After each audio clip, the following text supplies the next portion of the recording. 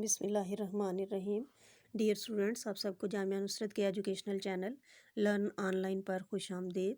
इस चैनल के ज़रिए आपको रोज़ाना लेक्चर सेंड किए जाते हैं ताकि आपकी स्टडीज़ मुतासिर ना हो। यकीनन आपको ये चैनल पसंद आएगा। इसको सब्सक्राइब करें और लाइक करें। इससे भरपूर फ़ायदा उठाने की कोशिश करें। अपना ख्याल रखें। कोरोना SOPs पर स्ट्रिक्टली अमल करें। Stay home, stay safe. God bless you. Chapter number 3 motion and force हम स्टडी कर रहे हैं और इसका आज लेक्चर नंबर 3 है। टॉपिक है इलास्टिक एंड इनइलास्टिक कोलिजन्स। तो चलते हैं इलास्टिक एंड इनइलास्टिक कोलिजन्स की तरफ। तो सच कोलिजन्स जिनमें मोमेंटम और काइनेटिक एनर्जी जो है वो कंजर्व रहे उसको हम कहते हैं इलास्टिक कोलिजन। मींस के बिफोर कोलिजन और आफ्टर कोलिजन जो है मोमेंटम भी कंजर्व हो, मोमेंटम्स भी जो है वो सेम रहे और काइनेटिक एनर्जी भी। इसकी एग्जांपल है हार्ड बॉल की कि जब उसको हम ड्रॉप करते हैं फ्लोर के ऊपर तो वो अपनी इनिशियल हाइट तक रीबाउंड करता है। मींस के इसमें एनर्जी लूज़ नहीं होती। तो ये इलास्टिक कोलिजन की एग्जांपल है। In elastic collision such collisions in which kinetic energy is not conserve is called inelastic collision. For example, when two balls collide with each other, after collision they rebound with reduced velocities. तो ये reduced velocities जो हैं इनमें क्या होता है, kinetic energy lost हो जाती है in the form of heat energy during collision. So such collision is known as inelastic collision. अब आगे चलते हैं elastic collisions in one dimension. तो elastic collision in one dimension जो है उसमें हम कंसीडर करते हैं एक isolated system of two smooth balls. और जो फर्स्ट बॉल जो है उसका मास जो है लेट m1 हो और सेकंड बॉल का मास जो है m2 है। They are moving with velocities v1 and v2 respectively in the same direction. They collide with one another, and after collision they move along the same straight line without rotation. Let the velocities after collision be v1 dash and v2 dash respectively. ठीक है। अब diagram में देखें, यहाँ पे diagram बनी हुई है, यहाँ पे 3.9 डायग्राम। इसमें क्या है, m1 जो है शो किया है, मास है m1 और उसकी वेलोसिटी जो है वो v1 है बिफोर कोलिजन, और m2 की जो है वो बिफोर कोलिजन वेलोसिटी है v2। इसी तरह आफ्टर कोलिजन में m1 जो है उसकी वेलोसिटी v1 डैश हो जाती है और m2 जो है उसकी v2 डैश हो जाती है वेलोसिटी। ठीक है। अब हम क्या करेंगे कि जो है हाँ we take positive direction of velocities and momentum to the right side. ठीक है, राइट साइड में जो है दोनों चीज़ों की, मोमेंटम की भी और वेलोसिटी की भी हम पॉजिटिव डायरेक्शन लेंगे। अब करते हैं कि अप्लाई करते हैं law of conservation of momentum. तो law of conservation of momentum जब अप्लाई करेंगे तो इनिशियल मोमेंटम जो है वो लिखते हैं हम। तो फर्स्ट जो बॉडी है m1 उसका मोमेंटम होगा m1 v1 और सेकेंड वाली का m2 v2। तो इनिशियल मोमेंटम सिस्टम का हो गया m1 v1 plus m2 v2। It must be equal to final momentum of the system, so it will be equal to m1 v1 dash plus m2 v2 dash. यहाँ पे m1 v1 dash जो है it is final momentum of the first mass m1 और m2 v2 dash जो है ये मास m2 जो है उसका फाइनल मोमेंटम है। अब हम ज़रा थोड़ा सा इसको रीअरेंज कर लेते हैं। तो जो है इसको कर सकते हैं m1 v1 minus m1 v1 dash equal to m2 v2 dash minus m2 v2 आ जाएगा। यहाँ से m1 कॉमन आ जाएगा और अंदर क्या आएगा, v1 minus v1 dash equal to m2 into v2 dash minus v2। तो ये इक्वेशन हो गई हमारी इक्वेशन नंबर 1। इसको इन्होंने किस तरह से आपकी बुक में 3.14 से इसको लेबल किया हुआ है। ठीक है। उसके बाद as the collision is elastic so kinetic energy is also conserved. तो हम क्या करेंगे, अब इस पे law of conservation of kinetic energy जो है वो भी अप्लाई कर देते हैं। तो इनिशियल काइनेटिक एनर्जी सिस्टम की must be equal to final kinetic energy of the system. ठीक है, तो इनिशियल काइनेटिक एनर्जी सिस्टम की हो जाएगी half m1v1 square plus half m2v2 square, और फाइनल है half m1v1 dash square plus half m2v2 dash square. ठीक है, अब ज़रा थोड़ी रीअरेंजमेंट इसकी करते हैं। एक साइड पे m1 वाली टर्म्स ले लेते हैं, दूसरी साइड पे m2 वाली टर्म्स ले लेते हैं। तो ये आ जाएगी half m1v1 square minus half m1v1 dash square equal to half m2v2 dash square minus half m2v2 square. अब इधर से 1/2 m1 जो है ये कॉमन आ जाएगा, अंदर आएगा v1 square minus v1 dash square equal to half m2 × v2 dash square minus v2 square. ठीक है, हाफ हाफ तो दोनों साइड से कैंसल आउट हो जाएगा, इधर से m1 जो है और m2 रह जाएगा। ठीक है, m1 × v1 square minus v1 dash square equal to m2 × v2 dash square minus v2 square. अब ये देखें कि ये v1 square minus v1 dash square जो है इसको खोल लेते हैं हम। तो इसके फैक्टर्स बन जाएंगे v1 प्लस v1 डैश और v1 माइनस v1 डैश। इसी तरह दूसरी साइड पे जो ये जो v2 dash square minus v2 square है, इसके भी फैक्टर्स बन जाएंगे v2 dash plus v2 into v2 dash minus v2। तो अब हमारे पास इक्वेशन आ गई m1 into v1 plus v1 dash into v1 minus v1 dash equal to m2 into v2 dash plus v2 into v2 dash minus v2। ये हमारी next equation बन गई। इसको आपकी बुक में लेबल किया गया है किससे, 3.15 के साथ। ठीक है, अब ये दोनों इक्वेशंस जो हमारे पास आ गई हैं, इन दोनों को हमने क्या करना है, सॉल्व करना है।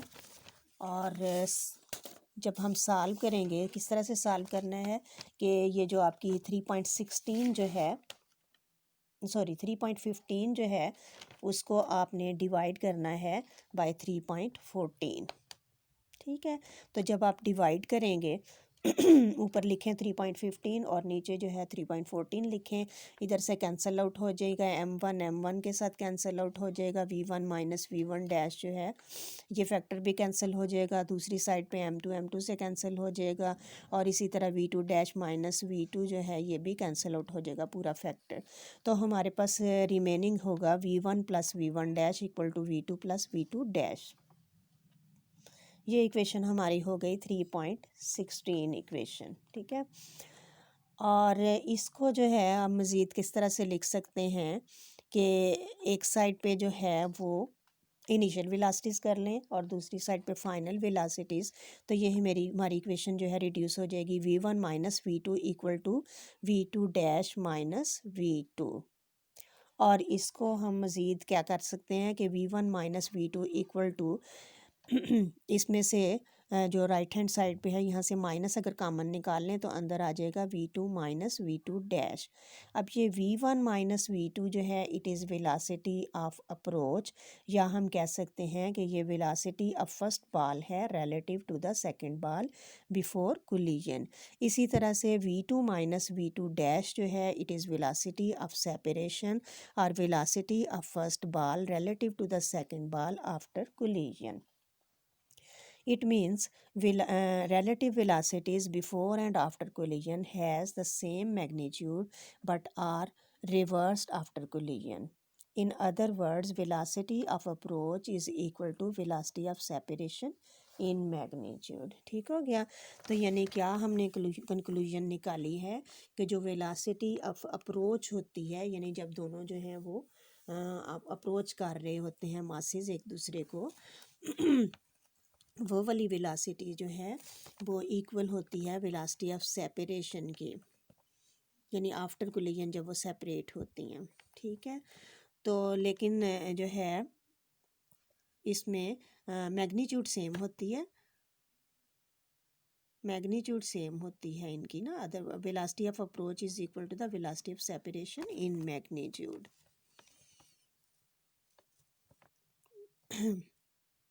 लेकिन क्या है कि रिवर्स हो जाती है, डायरेक्शन जो है वो रिवर्स हो जाती है। रिलेटिव वेलोसिटीज़ जो हैं वो बिफोर और आफ्टर कोलिजन जो है उनकी मैग्नीट्यूड सेम होती है, but they are reversed after collision. तो ये जो है ये सब कुछ था किसके बारे में, elastic collisions in one dimensions. अब हम करेंगे कि यही जो हमारे पास इक्वेशंस आ गई हैं, इक्वेशन नंबर 3.14 और 3.16 जो हैं, इसको अगर हम देखें इन दोनों इक्वेशंस को, तो इनमें m1 m2 v1 और v2 जो हैं ये सारी नॉन क्वांटिटीज़ हैं, और जो है लेकिन v1 डैश और v2 डैश जो हैं वो अननोन क्वांटिटीज़ हैं। तो हम इन इक्वेशंस को 3.14 और 3.16 को सॉल्व करेंगे इस तरीके से कि v1 और v2 सॉल्व करके v1 डैश और v2 डैश की वैल्यूज़ निकाल लेते हैं। ठीक है, इन इक्वेशंस 1 एंड 2 m1 m2, अच्छा we solve these equations to find the values of v1 dash and v2 dash. अच्छा, अब ये इनको निकालना जो है, सॉल्व करना जो है आपके सिलेबस में नहीं है, आप लोगों ने जस्ट इसके रिज़ल्ट्स जो हैं वही याद रखने हैं। तो v1 डैश की वैल्यू आ जाती है m1 minus m2 over m1 plus m2 into v1 plus 2m1 over m1 plus m2 into v2। और अगली इक्वेशन, अगली जो है v2 डैश की वैल्यू हमारे पास आती है 2m1 over m1 plus m2 v1 plus m2 minus m1 over m1 plus m2 into v2। ये दो इक्वेशंस हमारे पास आ गई। एक को जो है आपकी बुक में नाम दिया गया है, लेबल किया गया 3.17 से, और दूसरी जो है वो 3.18 हो गई इक्वेशन। ठीक है, तो ये तो हमारे पास इक्वेशंस आ गई v1 डैश और v2 डैश की वैल्यूज़ जो हैं यहाँ से निकालने हैं देर। अच्छा, अब कुछ स्पेशल केसेस हैं, उनको हम स्टडी करते हैं। तो फर्स्ट केस जो है हमारा, उसमें m1 अगर m2 के इक्वल हो, तो फिर देखते हैं कि इक्वेशंस 3.17 और 3.18 जो है वो कहाँ तक कैसे रिड्यूस, उनकी वैल्यूज़ जो हैं वो क्या आएंगी। ठीक है, तो अब हम लेते हैं केस जबकि m1 जो है वो m2 है। तो पहले आप v1 डैश वाली इक्वेशन जो है यानी 3.17, उसमें आप m1 is equal to m2 जो है वो पुट कर दें अगर, तो ये पहले वाला फैक्टर जो है वो क्या आ जाएगा, ये दोनों इक्वल है ना, m1 minus late m1 minus m2 जो है इक्वल है अगर, तो ये इसको m1 माइनस m1 कर दें, ये कैंसिल आउट हो जाएगा ना, ये वाला फैक्टर ज़ीरो हो जाएगा। और अगला जो है उसमें क्या आएगा, 2m1 प्लस m2, ठीक है ना, m1 ही पुट कर देते हैं इसकी वैल्यू भी, तो ये 2m1 ओवर ये m1 प्लस m1 भी हो जाएगा 2m1। तो ये m1 कैंसिल आउट होके तो आपके पास क्या आएगा, 2 भी कैंसिल हो जाएगा, v2 रह जाएगा आपके पास सिर्फ। तो v1 dash is equal to v2 आ जाएगा। सिमिलरली जो सेकंड इक्वेशन है हमारी v2 डैश वाली, इसमें भी आप m1 is equal to m2 लगाएं और देखें, इसको सिंप्लीफाई करें, तो हमारे पास जो है इक्वेशन बन जाएगी v2 dash is equal to v1। ठीक है, तो ये जो है यहाँ से क्या पता चला कि जब मासेस जो हैं वो इक्वल हों, तो उस सूरत में क्या होता है कि v1 डैश जो है वो v2 के इक्वल हो जाती है और v2 डैश जो है वो v1 के इक्वल हो जाती है। मींस के दोनों मैसेज जो हैं वो अपनी वेलोसिटीज़ एक्सचेंज कर लेते हैं। ठीक है, मैं उसके बाद अगला केस है कि when m1 is equal to m2 and v2 is equal to 0। ठीक है, इस केस में हमने क्या कहा कि v2 जो है वो ज़ीरो के इक्वल है। v2 ज़ीरो होने का मतलब ये हुआ कि जो सेकंड मास जो है m2 जो है वो रेस्ट पे है।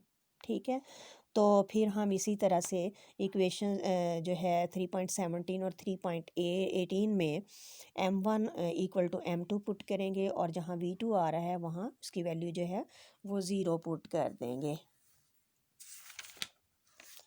तो देखें कि जो है हमने क्या पुट करना है, m1 is equal to m2 और v2 इज इक्वल टू 0। तो 3.17 इक्वेशन जो है v1 डैश वाली, उसमें सेकंड फैक्टर जो है, चूँकि v2 0 है तो सेकंड फैक्टर तो ख़त्म हो गया, और ये वाला जो फर्स्ट फैक्टर है उसमें क्या आएगा, ये भी ज़ीरो हो जाएगा,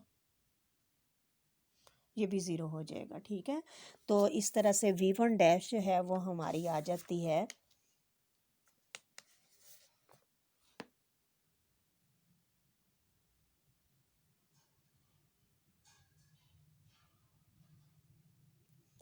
v1 डैश ज़ीरो हो जाएगी, ठीक है, v1 डैश हो जाएगी ज़ीरो के इक्वल।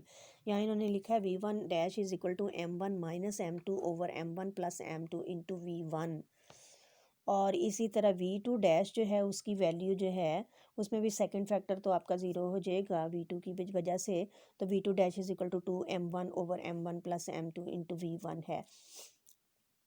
जब m1 is equal to m2 put करेंगे तो the ball of mass m1 after collision will come to a stop and m2 will take off with the velocity that m1 originally has, as shown in figure. Thus when a billiard ball m1 moving on a table collide with exactly similar mass m2 at rest, the ball m1 stops while m2 begins to move with the same velocity with which m1 was moving initially। ठीक है ना, ये देखें v1 जो है, v1 dash जो है, इसमें m1 is equal to m2 जब पुट करेंगे तो ये वाला फैक्टर भी ज़ीरो हो जाएगा ना, तो v1 dash is equal to किसके आएगा, ज़ीरो आ जाएगा। और v2 डैश जो है इसमें जब m1 m2 के इक्वल पुट करेंगे तो ये हमारा v2 डैश जो है वो v1 के इक्वल आ जाएगा। तो सेम होगी ना बात कि इसने जो है जो फर्स्ट पाल जो है मास m1 जो है उसकी वेलासिटी जो है वो मास m2 की वेलासिटी के इक्वल हो जाएगी, जो कि ज़ीरो है इनिशियली। ठीक है, और इसी तरह v2 डैश जो है वो v1 के इक्वल होने का मतलब ये है कि आफ्टर कोलिजन मास जो m2 जो है उसकी वेलासिटी फर्स्ट मास के वेलासिटी के इक्वल हो जाती है। तो ये टू केसेस हमारे हो गए। थर्ड केस है when a light body collides with a massive body at rest. ठीक है, क्या है कि एक लाइट बॉडी है वो कोलाइड करती है with a massive one. Diagram इसमें कौन सी बनी हुई है देखें, बिफोर कोलिजन जो है ये साइड पे जो है 3.12 डायग्राम है, इसमें एक लाइट बॉडी जो है m1 जो है वो छोटी सी बनाई हुई है और m2 जो है वो मैसिव बॉडी है। m1 जो है उसकी वेलासिटी v1 है और मैसिव की जो है m2 की वेलासिटी जो है वो है ज़ीरो। ठीक है, यानी मैसिव बॉडी जो है ना वो रेस्ट पे है। तो फिर क्या होगा जब ये कोलाइड करेगी जो है इसके साथ, तो उस सूरत में फिर हम जो है एक, हाँ इन दिस केस क्या है, इनिशियल वेलासिटी v2 जो है वो ज़ीरो है, v2 is equal to zero है and m2 is very very greater than m1। हमने कहा ना कि जो है मैसिव बॉडी है m2, तो हम जो है वो मैसिव है तो हम सपोज कर सकते हैं कि m2 जो है वो very very greater than m1 है। अंडर दीज कंडीशंस क्या होगा, m1 can be neglected as compare to m2। From equation 3.17 और 18 अब देखें कि ये 17 और 18 जो इक्वेशंस हैं इनमें ज़रा वैल्यूज़ लगाएं तो v1 डैश जो है हमने अब क्या करना है कि m1 को निगलेक्ट कर देना, यानी m1 जहाँ आएगा ना वहाँ उसकी वैल्यू ज़ीरो लगा देंगे, v2 की वैल्यू हमने ज़ीरो लगानी है। तो सेकंड फैक्टर तो हमारा जो है दोनों इक्वेशन में ज़ीरो ही हो जाना है, फर्स्ट जो है वही रह जाना है। तो जो v1 dash is equal to m1 minus m2 over m1 plus m2 into v1 है ना, तो इसमें से हम m1 को निगलेक्ट करेंगे तो हमारे पास क्या आएगा, माइनस m2 ओवर m2। ठीक है, फिर m2 कैंसिल हो जाएगा और ये आ जाएगा माइनस v1 डैश जो है वो माइनस v1 के इक्वल आ जाएगा। यानी जो लाइटर पाल जो है वो जिस वेलासिटी के साथ पहले मूव कर रहा था उसकी मैग्नीट्यूड वही रहेगी, लेकिन डायरेक्शन जो है वो अपोजिट हो जाएगी। इसी तरह v2 डैश जो है वो किसके इक्वल आएगा, 2m1 over m1 plus m2 into v1। इसमें हमने m1 को ज़ीरो पुट करना है। जब m1 को ज़ीरो पुट करेंगे तो ये होल इक्वेशन जो है वो ज़ीरो हो जाएगी, यानी v2 डैश जो है वो हमारी ज़ीरो हो जाएगी। तो v2 जो है वो मास m2 जो है वो पहले भी ज़ीरो पे था, उसकी वेलासिटी ज़ीरो थी, और आफ्टर कोलिजन भी उसकी वेलासिटी जो है वो ज़ीरो ही रहेगी। This result is shown in figure 3.12. This means that m1 will bounce back with the same velocity while m2 will remain stationary. This effect is made used by the squash player. यानी इसमें क्या है कि इसमें अगर आप कोई lighter object जो है वो कोलाइड करता है विद मैसिव वन, तो जो कि मैसिव जो कि रेस्ट पे होता है, तो जो है लाइटर जो है वो उसी वेलासिटी के साथ बाउंस बैक कर जाता है, लेकिन जो मैसिव जो है वो वहीं का वहीं रहता है, उसकी वेलासिटी में कोई चेंज नहीं आती। अगला हमारा केस है कि व्हेन अ मैसिव बॉडी जो है वो कोलाइड करती है with a light stationary body. तो इसमें जो है हम m2 जो है हाँ जी, इसमें m2 मैसिव है और m1 जो है वो लाइटर है, तो m1 is very very greater then m2। तो हम जो है किसको m2 को यहाँ पे निगलेक्ट कर देंगे, v2 यहाँ पे ज़ीरो है। तो आप इक्वेशंस 3.17 और 3.18 में m2 की वैल्यू जो है वो ज़ीरो पुट करें और v2 की वैल्यू भी ज़ीरो पुट करें, तो हमारे पास इक्वेशंस आ जाएंगी 3.17 और 18 आ जाएंगी। v1 dash is approximately equal to v1 और v2 dash is approximately equal to 2v1। ठीक है, यानी v1 डैश जो है वो तो v1 ही रहेगी, यानी जिस वेलासिटी के साथ मैसिव बॉडी मूव कर रही थी उसी वेलासिटी के साथ मूव करती रहेगी। और v2 डैश जो है वो अप्रॉक्सीमेटली इक्वल टू 2v1 का मतलब ये हुआ कि जिस वेलासिटी के साथ मास जो है m2 जो था, हाँ जी, m2 की वेलासिटी जो है वो हो जाएगी मैसिव बॉडी की जो वेलासिटी थी उसका double. Thus, after the collision, there is particularly no change in the velocity of the massive body, but the lighter one bounces in the forward direction with approximately twice the velocity of the incident body। ठीक हो गया। तो ये हमारे जो थे 4 cases थे जो हमने स्टडी किए इलास्टिक कोलिजन्स के। तो बच्चों, उम्मीद है आपको समझ आ गई होगी। अगर कोई किसी चीज़ की समझ नहीं आती तो आप मुझसे पूछ सकते हैं।